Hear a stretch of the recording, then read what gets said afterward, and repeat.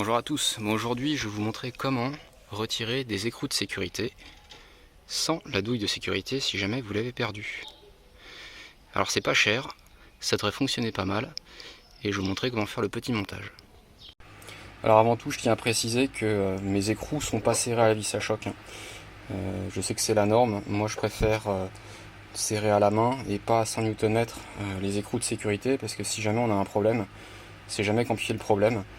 Et vu la taille des dents, je préfère pas exercer d'efforts inutiles dessus, surtout qu'avec 5 vis par roue, ça tient déjà suffisamment bien.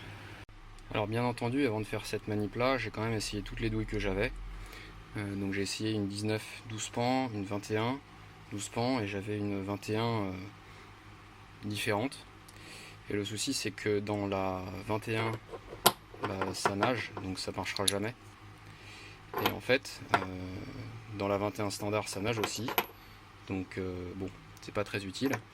Et là, dans la 19, pardon, c'est bien moins de rentrée, donc là, ça rentrera jamais à la masse. Bon, je vais vous montrer ce que ça donne. Donc en fait, ce que j'ai fait, c'est que j'ai acheté ce qui était le plus proche en termes de taille. Donc c'est une Torx 60. Ça rentre dedans, mais le problème, c'est qu'il y a un peu de place.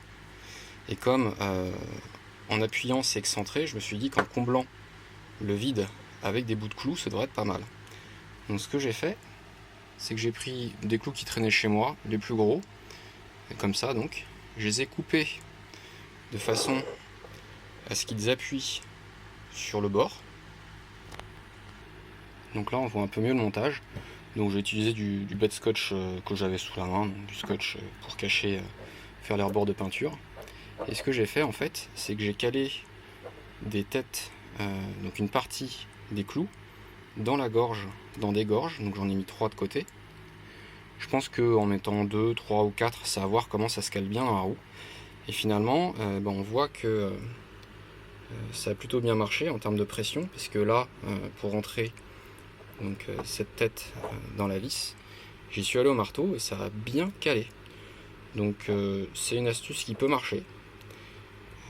Une fois de plus, je tiens à préciser que moi, mes écrous de sécurité sont pas hyper serrés, puisque j'ai déjà eu dans le passé une tête qui s'est fraisée.